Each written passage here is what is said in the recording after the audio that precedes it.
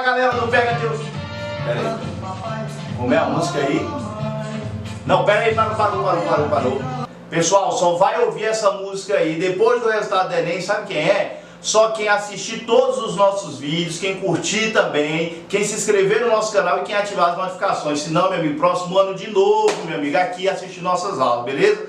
Ah, professor, tá jogando praga? Tô jogando praga não, meu amigo, eu tô lhe avisando, sabe por quê? Porque eu sou seu amigo e tô aqui pra lhe ajudar, beleza? Ei, Michel, joga a vinheta aí que eu tô doido pra falar de fermentação, ó. Pega teu 1000.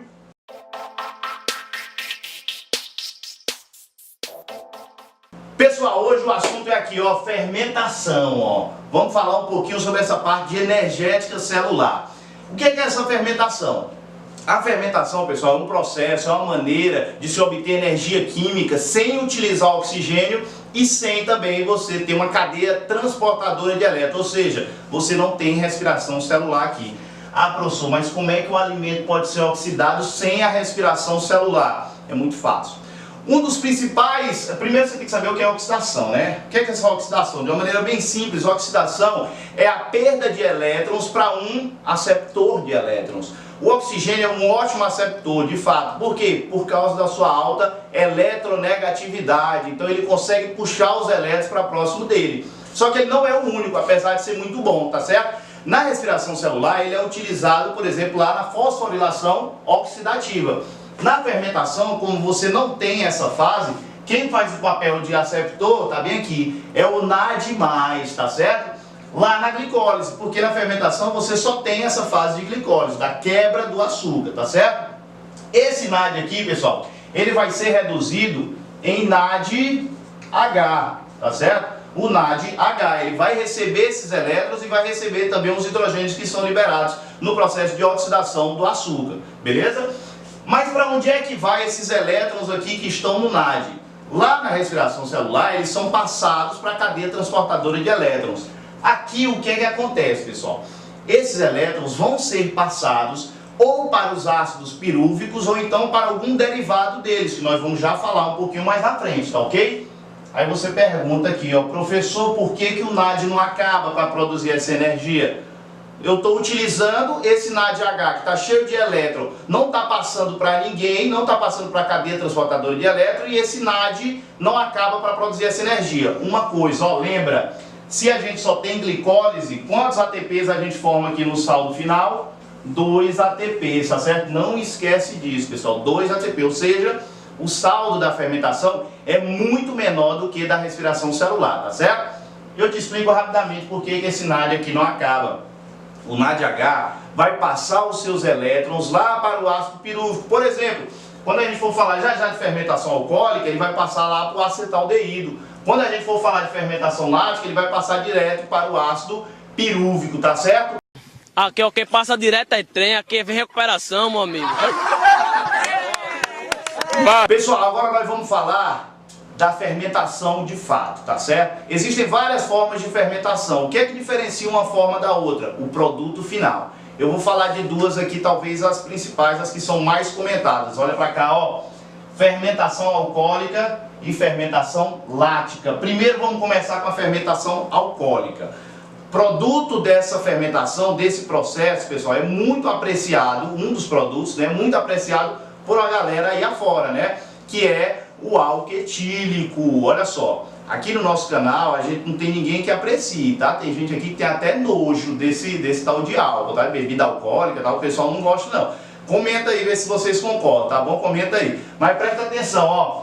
Bota aí, Michel, bota aí no quadro a imagem aí pra gente entender um pouquinho como é que ocorre essa fermentação alcoólica.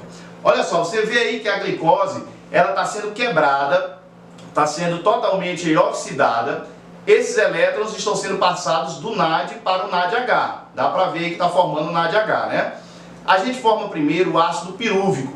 Depois desse ácido pirúvico vai perder 2 moléculas de gás carbônico. Tá vendo isso aí? Grava isso aí porque vai ser muito importante para a gente diferenciar da fermentação lática. Beleza. Quando esse ácido pirúvico perde essas 2 moléculas de CO2, ele vai formar o acetaldeído. Esse acetaldeído, presta atenção, vai ser reduzido pelo NADH. Tá vendo que o NADH está voltando, regenerando o NAD? Está voltando a ser NAD? Porque ele está entregando os elétrons para o acetaldeído, pessoal. Então é dessa forma que a gente responde aquela pergunta lá, mas como é que tem NAD suficiente para produzir ATP? Porque ele devolve esses elétrons para o acetaldeído e retorna a ser NAD. Então ele pode retornar de novo, começar novamente o ciclo da glicólise, tá ok? Depois que esse acetaldeído recebe esses elétrons, ele vai formar finalmente o etanol e o álcool etílico, ou o álcool etílico, tá bom? Volta para cá, ó. Esse álcool etílico ele pode ser utilizado, pessoal, por exemplo, na produção de bebidas alcoólicas, de cerveja, de vinho, por aí vai. Mas essa fermentação alcoólica, de uma forma geral, ela pode ser utilizada também na indústria de alimentos. Como assim? Produção de massa de pão, produção de massa de pizza. Aí você vai perguntar, mas como é que isso ocorre, professor? É muito fácil. Vamos pensar na massa de pizza. Você vai fazer a massa de pizza. Tem que colocar um tal de fermento biológico. O que é esse fermento biológico? Vão ser as leveduras. São fungos vivos, tá certo? Para que eles vão ser colocados ali naquela massa? Eles vão fazer fermentação alcoólica. Para que? Eles vão produzir CO2. Esse CO2 que vai sendo produzido ali, sobretudo no centro da massa, vai inchando a massa e deixando ela mais macia e mais leve. Quando você leva para o fogo, porque você pode pensar, pô, então, quando eu como aquela massa ali, ela está cheia de álcool. Pera aí. Quando vai para o fogo, por conta da temperatura, as leveduras morrem e o álcool evapora. Então você não vai ficar bêbado, hein? Pensa nisso não, você não vai ficar bêbado porque está comendo massa do pão, da pizza não, tá ok? Uma questão, fermento biológico, fermento químico. Fermento químico não tem levedura. Fermento químico são substâncias que quando misturado com água e você adiciona temperatura, libera também CO2. Então no fermento químico não tem as leveduras, não tem os indivíduos vivos. Presta atenção, por que quando tem fermento biológico a massa tem que descansar? Você tem que dar o tempo daqueles indivíduos fazerem fermentação alcoólica. No fermento químico, por exemplo, você compra a massa de bolo lá na caixinha pronta. Só precisa misturar ali com os ingredientes e levar para o fogo, não tem que descansar. Por quê? Porque não tem indivíduo vivo. Então colocou ali, misturou com a água, colocou no fogo, vai liberar CO2 e a massa vai inchar no fogo. Beleza? Tranquilo? Agora vamos falar do próximo. Olha para cá, ó. Fermentação lática. Qual é o produto disso aqui? Lactato. Bota a imagem aí, Michel, na tela. Presta atenção. Primeira coisa que a gente vai diferenciar. Na fermentação lática não tem produção de CO2. Beleza? Não tem produção de CO2. Os elétrons vão ser passados do NADH para onde? Do NADH diretamente para esse produto final que é o lactato ou o ácido lático. Porque o lactato nada mais é do que esse ácido lático ionizado. Tá ok? Presta atenção. Como é que eu utilizo isso aí no dia a dia, professor? Como é que isso aí é aplicado no nosso dia a dia? Produção, por exemplo, de iogurtes e de queijo. Mas tem mais o seguinte, existem células do nosso corpo que produzem também, que fazem fermentação lática e, portanto, produzem lactato. São as células do sistema muscular, as células musculares. Quando você está praticando uma atividade já extenuante, em que a quantidade de oxigênio não é mais o suficiente para produzir os ATPs para a sua atividade, as células começam a fazer fermentação lática. Obviamente, a quantidade de energia produzida cai muito e você começa a acumular o ácido lático, o lactato, no seu músculo, tá ok? Em relação a isso aí, pessoal, eu tenho uma dica matadora.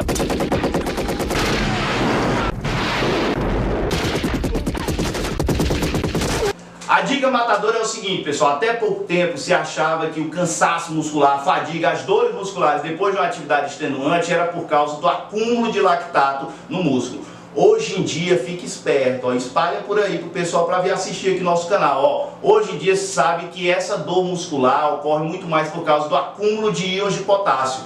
Esse acúmulo de lactato está muito relacionado ao desempenho muscular. Então, na verdade, ele tem uma relação muito mais positiva. Aí você pode perguntar, o que acontece com esse lactato depois desse processo?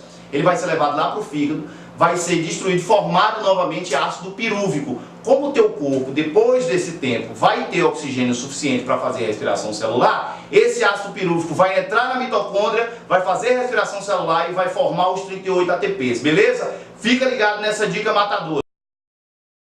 você já sabe, né? Se ficou alguma dúvida, primeira coisa, sobre esse conteúdo aqui, volta lá pro início, assiste 1, 2, 3, 1000 vezes se for preciso. Se tem alguma dúvida sobre outro conteúdo, comenta aí, não paga não, é de graça. Comenta aí qual é o conteúdo que a gente faz um vídeo especialmente para você, beleza? Outra coisa, não esquece, se inscreve no nosso canal, curte o vídeo e ativa as notificações para ficar ligado toda vez que um vídeo sair para você, ok? Pega teu 1000! Tem como produto principal o álcool etílico. Aqui no nosso canal a gente não tem ninguém que aprecie isso aí, tá? Bebida alcoólica, o pessoal aqui não gosta não, beleza?